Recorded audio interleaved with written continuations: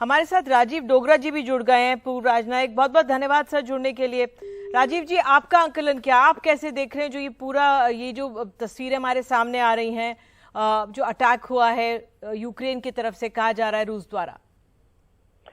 देखिए, ये तो पिछले एक साल से ये पूरा रीजन जो है आग से खेल रहा है, और थोड़ा सा जब आग शांत होने की तरफ होती है तो ज़ेलेंस्की कुछ ना कुछ ऐसी छेड़ कर देते हैं कि वो भड़कती रहे। ये मेरे को एंटिसिपेटेड था कि ये कुछ ना कुछ मॉस्को में होने वाला है। दो रीजन हैं इसके कि यूक्रेन ने एक बड़े एयरबेस पे हमला किया था कुछ हफ्ते पहले, जिसमें कुछ Russian bombers, important bombers effect हुए थे, उनके ऊपर अटैक हुआ था। और इसी तरह कुछ रशियन सिटीज पे भी उन्होंने ड्रोन से अटैक किया है पहले भी। अब पिछले हफ्तों में कुछ ऐसी खबर आ रही थी कि उन्होंने कुछ ड्रोन्स को मॉडिफाई किया है कि वो मॉस्को तक पहुंच जाए। तो चाहे वो वाले ड्रोन्स हैं या रशियन टेरिटरी के अंदर से उन्होंने कुछ ड्रोन्स भिजवाए हैं, ये तो कहना अभी मुश्किल है। पर दो सवाल पैदा होते हैं कि एक, पहला तो ये है कि इतना लंबा 800 किलोमीटर का सफर अगर ड्रोन ने तय किया है तो रशियन जो ग्राउंड रेडार्स वगैरह हैं और हवाई जहाज वगैरह हैं, उन्होंने क्या किया। दूसरा ये है कि वाकई क्या ये यूक्रेन का ऑपरेशन था। मेरे को तो लगता है कि था, क्योंकि क्रेमलिन के ऊपर रशिया अपने आप तो नहीं अटैक करेगा। सो अगर कोई कहता है कि ये फॉल्स फ्लैग ऑपरेशन है जो रशिया ने किया, वो मैं नहीं मानूंगा। दूसरी बात यह है कि अब रशिया क्या करेगा। देखिए, जो मर्जी वेस्टर्न प्रोपेगेंडा हो, पुतिन ने बहुत संयम से काम लिया है, ना सिर्फ यूक्रेन युद्ध में, पर पहले भी आपको याद होगा टर्की ने 2 रशियन जहाज गिराए थे डिफरेंट टाइम्स पे, और रशिया ने कोई जवाबी कार्रवाई नहीं की थी, बल्कि डिप्लोमेसी का सहारा लिया था। अभी भी जो लोग कह रहे हैं कि टैक्टिकल न्यूक्लियर वेपन्स और न्यूक्लियर वेपन्स यूज होंगे, वो वर्बल थ्रेट था, थ्रेट ऑफ एस्केलेशन, पर रशिया ने वो इस्तेमाल नहीं किया। तो थ्रेट ऑफ एस्केलेशन तो वॉरफेयर में चलता है, पर अब जो है सिचुएशन बिल्कुल चेंज हो गई है। अब जो है ज़ेलेंस्की ने, जैसे कहते हैं ना कि ओवरप्लेड हिज हैंड, वो कर दिया है, और कुछ भी हो सकता है। और अगर कुछ भी हो जाए तो मॉस्को को ज्यादा ब्लेम नहीं करना चाहिए। लेकिन सर, जो आपने एक बहुत अहम बात इसमें कही कि 800 किलोमीटर दूर अगर ये ड्रोन्स आए हैं तो वो भी अपने आप में रशिया के सुरक्षा कवच पर सवाल उठाते हैं, और अब अगर रूस कुछ करता है तो अब ज्यादा क्या कहें। लेकिन इससे भी बहुत अहम गंभीर स्थितियां बन सकती हैं, परिस्थितियां बन सकती हैं। बिल्कुल, आप ठीक कह रही हैं निधि।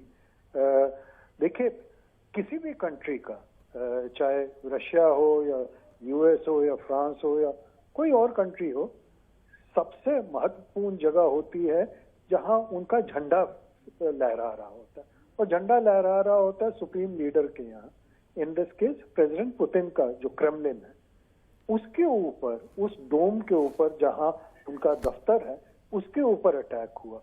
तो ये वाजिब बनता है, जायज बनता है कि रशिया अपनी नेशनल ऑनर को डिफेंड करे। तो इस लिहाज से मैं कह रहा हूं कि अगर उनका रिटेलिएशन होगा, जब भी होगा, तो उसमें फिर दुनिया को ऑब्जेक्शन नहीं हो सकता। दुनिया को ऑब्जेक्शन नहीं हो सकता है, बहुत बड़ी बात सर आप कह रहे हैं। जो आपने एक बात और हमें समझाई, वर्बल थ्रेट एक अलग चीज होती है और वर्बल थ्रेट का एस्केलेशन अलग होता है। उससे क्या कुछ बात आगे बढ़ सकती है, क्योंकि ये बहुत चिंता की बात है, दोनों पावरफुल कंट्रीज हैं। जी देखिए, पुतिन, मतलब मैं रशिया से डील करता रहा था जब मैं एक्टिव सर्विस में था, और पुतिन से भी कई बार मुलाकात हुई एज पार्ट ऑफ मीटिंग्स। मेरा मानना ये है कि वो कोई ऐसे छिछोरे आदमी नहीं है जो इम्पल्सिव एक्शन में, वो काफी गंभीर पॉलिटिशियन है, काफी गंभीर स्टेट्समैन मैं कहूंगा, और जो भी वो कदम उठाएंगे काफी सोच समझ के उठाएंगे। पर ये प्रोवोकेशन जो हुई है, जो रशिया कह रहा है कि यूक्रेन ने की है, ये बहुत गंभीर प्रोवोकेशन है।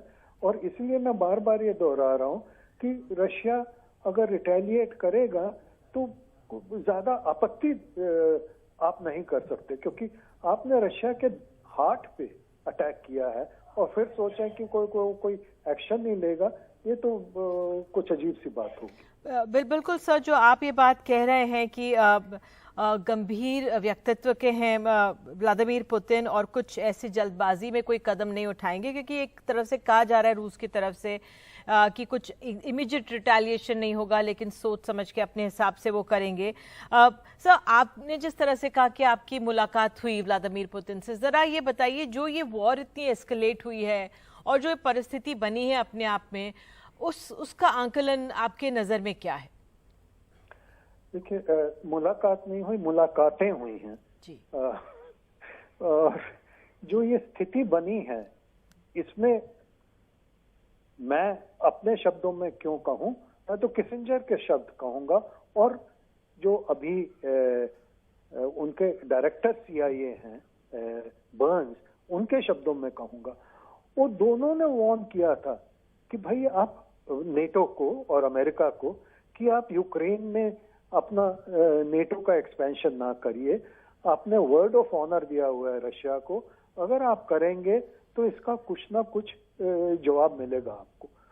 इन दोनों से पहले एक बहुत महान डिप्लोमेट रहे हैं कीनन, जिन्होंने एक लॉन्ग टेलीग्राम भेजी थी 1947 में रशिया से अपने फॉरेन ऑफिस को। उन्होंने बाद में ये कहा, जब ये डिसइंटीग्रेट हुआ USSR, कि भाई नेटो की एक्सपेंशन ईस्टवर्ड्स करने से पहले 10 बार सोचे, क्योंकि आप रशिया को उकसाएंगे। और वही हुआ। ये जब 3-4 इंपॉर्टेंट लोग आपको बार बार वार्निंग दे रहे हैं कि आप गलत कदम उठा रहे हैं, और सबसे बड़ी बात, जो अभी के जो राष्ट्रपति हैं अमेरिका के बाइडन में, वो रिकॉर्ड में है, जनवरी 2022, वो उकसा रहे थे रशिया को। वो कह रहे थे कि अगर आप छोटा मोटा खा लें यूक्रेन में तो मेरे को कोई ऑब्जेक्शन नहीं होगा। ये तो रिकॉर्ड पे है। तो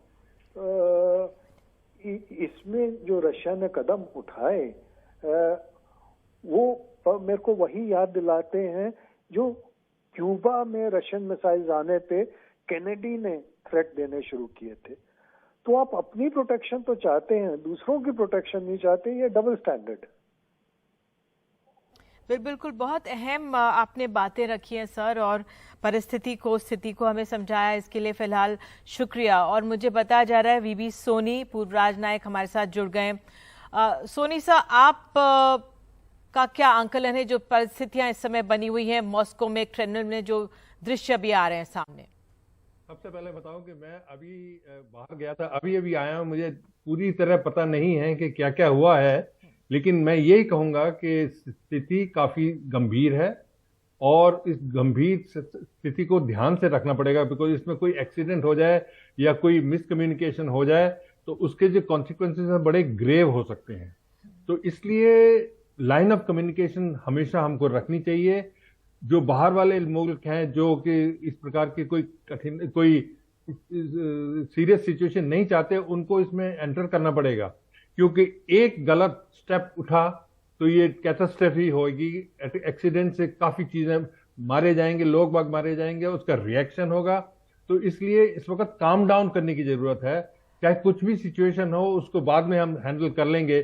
राइट नाउ यही सबसे पहले हमारा एफर्ट होना चाहिए कि कैसे दोनों साइड को बिल्कुल ही डिसआर्म करके, अलग अलग करके, उसके बाद फिर बातचीत बढ़ाएं और देखें क्या हुआ, क्यों हुआ और उसको कैसे आगे से रोका जा सकता है। सर, तो जी, आपका ये कहना है कि जो बड़े और वर्ल्ड लीडर्स हैं उनको इस समय हस्तक्षेप करना चाहिए और कम्युनिकेट करना चाहिए नेताओं से? इसमें तो कोई दो राय ही नहीं है। सबसे पहले मैं बताऊं, UN को सबसे पहले आना चाहिए, बिकॉज अगर वेस्टर्न कंट्रीज में कुछ प्रॉब्लम है, लेकिन UN का सबसे बड़ा रोल है, क्योंकि उनका रोल एक्सेप्टेबल है, दे आर न्यूट्रल। तो उनको, जो UN सेक्रेटरी जनरल को सबसे पहले एंटर करना चाहिए इसके अंदर, और इनमें हस्तक्षेप करने की बात नहीं कर रहा हूं, लेकिन उनको बताना चाहिए। और मेरे ख्याल, मेरे विचार में अगर जरूरत पड़े तो अपने को स्पेशल एनवॉय भेजा जाए, और वो भेजा जाए सिर्फ यूक्रेन और रशिया में ही नहीं, बल्कि दूसरे मुल्कों में जो कि करते हैं। अमेरिका में तो खैर है ही, यूएन तो अमेरिका में ही है, तो पहले यूएन के रिप्रेजेंटेटिव बीच में दखल दें। यूएन सिक्योरिटी काउंसिल की मीटिंग हमेशा इमरजेंसी मीटिंग होनी चाहिए, और ये चीजें ही हैं जो कि कुछ उसमें कुछ बदलाव ला सकती हैं, और जो तनाव है उसको नीचे कम कर सकती है। तो मेरा विचार यही है। जी जी, एक्चुअली जब से आधा घंटा हो गया जब से पूरी खबर आई है, और हम यही देख रहे हैं कि क्या बड़े देशों के नेताओं ने इस पर कुछ बोला है कि नहीं। एक तरह से इस समय बीच बचाव की बहुत बड़ी जरूरत है सर, और ये सिचुएशन एस्केलेट ना हो। आपने बताया कि यूएन को, वर्ल्ड लीडर्स को इसमें हस्तक्षेप करना चाहिए। और ग्राउंड असेसमेंट क्या है आपका इसमें, क्योंकि राहत की बात यह है कि प्रेसिडेंट पुतिन उस समय क्लेमलिन में मौजूद नहीं थे जब ये हुआ, और ये ड्रोन को रशियन फोर्सेस ने शूट आउट कर लिया। लेकिन ग्राउंड असेसमेंट क्या होता है ऐसे में? हमारे कई भारतीय वहां पे होंगे, उम्मीद करते हैं सिचुएशन रूस में भी शांतिपूर्वक बनी रहे।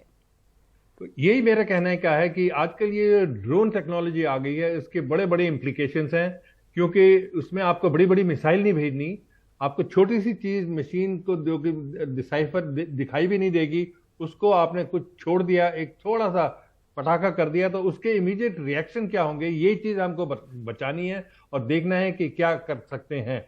हमारा, आपका कहना ठीक है कि हमारे हिंदुस्तानी बहुत हैं, काफी तादाद में स्टूडेंट्स हैं, वो बेचारे आए थे फिर वापस जा रहे थे।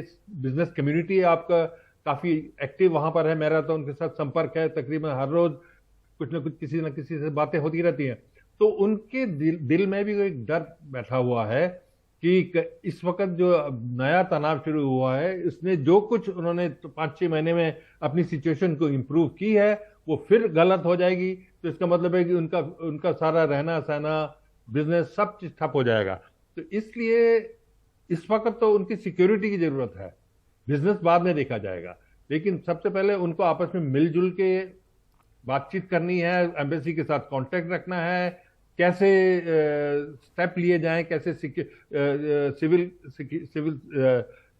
एफर्ट करे जाएं, लोकल अथॉरिटीज के साथ कैसे सिक्योरिटी के लिए ग्रुप्स बनाए जाएं, इकट्ठे कहाँ से रहें, और सारी चीजें जो होती हैं जैसे कि अपने सप्लाईज जो भी है, फूड सप्लाईज वगैरह, ये सब चीजों की चीज इन्होंने इमीडिएटली करनी पड़ेंगी, और करने के लिए इनके पास समय भी नहीं है, क्योंकि अभी आधा घंटा पहला हुआ है, तो इस वक्त रात के वक्त ही सारा काम होगा। और इसको करना है जब कोई ग्रुप, सिविल डिफेंस ग्रुप बनाए मेरे ख्याल में, तो जो कि लोकल गवर्नमेंट के साथ, रिप्रेजेंटेटिव्स के साथ इंटरेक्शन करें और बातचीत करें कि हम किस प्रकार से इनको सुविधाएं दे सकते हैं, ताकि वो एक सेफ जगह पे लाएं। सबसे पहले तो ये वहां सप्लाई हो और अपनी सिक्योरिटी रखें। तो ये सबसे पहले हमारी जो एक सेंटर बनाना पड़ेगा, क्राइसिस सेंटर, जो कि मेरे ख्याल एम्बेसी ने किया होगा। हमारे जो राजदूत हैं वो पहले रह चुके हैं। जब मैं एम्बेसडर था 20-25 साल पहले, तो वो मेरे फर्स्ट सेक्रेटरी थे। तो उनको अभी जब गए हैं लास्ट ईयर, तो उनसे मेरी बातचीत हुई, उन्होंने मेरे से काफी चीजें बताई, मैंने उनको बताया, तो वो तैयार हैं, और अभी वहां पे उनको आए हुए 1 साल हो गया है। तो मेरे ख्याल वो ऑलरेडी एक्शन लिया जाएगा, बिकॉज ऐसी स्थितियों के लिए गवर्नमेंट ने गाइडलाइंस दी हुई हैं कि किस प्रकार से प्रोटोकॉल हमको स्टैंडर्ड। सोनी सर, मैं आपसे ये समझना चाहूंगी, क्योंकि अगर आप सिविल डिफेंस ग्रुप्स की बात कर रहे हैं, तो ये सिचुएशन आपको लग रहा है अब एस्केलेट हो सकती है? क्योंकि किसी भी देश के लिए उनके राष्ट्रपति पर, अगर जिस तरह से रूस कह रहा है कि व्लादिमीर पुतिन पर यह हमला था, उनको ही मारने की कोशिश थी, ये टेररिस्ट अटैक था, अगर कोई भी देश अगर ऐसा सोचता, तो आपको लगता है कि यहाँ पर अब खुद जो तमाम देशों के लोग, नागरिक वहां पर मौजूद हैं, उनको अब सक्रिय हो जाना चाहिए? बिल्कुल, इसमें तो 1 सेकंड का इसमें कोई डाउट ही नहीं है, क्योंकि अगर आपने थोड़ी सी भी केयरलेसनेस करी, तो आपके सारे सिचुएशन में बदलाव हो जाएगा। बिकॉज इस वक्त कुछ भी हो सकता है, और हम इतनी क्लोज टू हैं इस इवेंट का कि इंटेलिजेंस आने में भी समय लगेगा। तो सबसे पहले यही है कि कैसे अपने आप को बचाया जाए, ऑर्गेनाइज किया जाए, और देखा जाए कि हम इकट्ठे रह के देखें कि हमको कोई इसका चांस है कि इसका रिटेलिएशन तो होगा। आपने जैसे बताया कि जो रशियन रिएक्शन जो है वो सोच रहे हैं कि हमारे हमारे राष्ट्रपति के ऊपर अगर अटैक किया हुआ है तो वो इसको चुपचाप नहीं बैठेंगे, उसका काउंटर रिएक्शन करेंगे। और काउंटर रिएक्शन ही नहीं होगा, उसको उससे 2 या 3 4 बारी उससे ज्यादा डेंजरस चीज कर सकते हैं। हाँ, लेकिन उन्होंने ये बोला है कि अपने समय के हिसाब से करेंगे ये। बहरहाल आप भी हमारे साथ जुड़े, शुक्रिया आप जानकारी के लिए। हमारे साथ जेके त्रिपाठी पूर्व राजनायक हैं फोन पर। त्रिपाठी सर, आपका क्या असेसमेंट है अभी जो सिचुएशन, जो तस्वीरें हम सबके सामने हैं? देखिए, प्रेसिडेंट व्लादिमीर पुतिन पर हमला जो है एक बहुत ही सिचुएशन को ग्रिम करने वाली घटना है। और इसमें ये बात निश्चित है कि इसमें सिर्फ यूक्रेन का हाथ नहीं हो सकता, इसमें हाथ होगा अमेरिका का, इजराइल का या कुछ और देशों का। अब उससे निपटने के लिए तो अभी तुरंत तत्कालिक रूप से कुछ काम करने की, कुछ स्टेप उठाने की आवश्यकता है। जैसा कि सोनी साहब ने कहा कि ठीक है यूएन उसमें इंटरवीन करे, लेकिन मेरे ख्याल से यूएन के इंटरवेंशन से कुछ खास नहीं हासिल होने वाला है, क्योंकि यूएन बार बार कह चुका है, बस कहना ही उसके बस में है। हाँ, इस बार सबसे ज्यादा अगर कोई इस मामले में कुछ कर सकता है, अनफॉर्चुनेटली या फॉर्चुनेटली, तो वो चीन है, क्योंकि चीन रूस के साथ भी है। चीन ने इस युद्ध को खत्म करने के लिए 12 सूत्री प्रोग्राम भी दिया था, और अभी उनकी मुलाकात भी हुई है फ्रेंच प्रेसिडेंट चीनी राष्ट्रपति के साथ और यूक्रेनी राष्ट्रपति के साथ। तो वो कुछ किया जा सकता है। और जहाँ तक ये है कि क्योंकि इसके बाद अगर पुतिन पर हमला, पुतिन तो देखिए बहुत पहले से अमेरिका कहता रहा या वेस्टर्न मीडिया कहती रही है कि पुतिन बीमार है, पुतिन को ये हो गया, पुतिन को वो हो गया। ये सब इंफॉर्मेशन, मिस इन्फॉर्मेशन वॉरफेयर ये चलाया जाता रहा है कि ताकि अगर पुतिन के ऊपर तो काफी हमले बहुत पहले से हुए, लेकिन ये इसलिए किया जा रहा है कि अगर पुतिन को हमले में दुर्भाग्यवश पुतिन को कुछ हो जाए सीरियस, तो कम से कम ये कहने को रहे कि नहीं, ये तो पुतिन के विरोधी ही खुद कर रहे थे, इसमें पश्चिम का कोई हाथ नहीं है जी। लेकिन अब इसका जवाब पुतिन देंगे। पुतिन जिद्दी आदमी है और न्यूक्लियर वॉर तो नहीं होगा, लेकिन अब पुतिन ये करेंगे कि मेरे ख्याल से सीधे कीव के ऊपर हमला होगा एयर स्ट्राइक। तो इसके लिए अब वही कोशिश यही होनी चाहिए चीन की। और अगर भारत से कहा जाए तो अब इस स्थिति में भारत को भी शायद आ जाना चाहिए। तो देखिए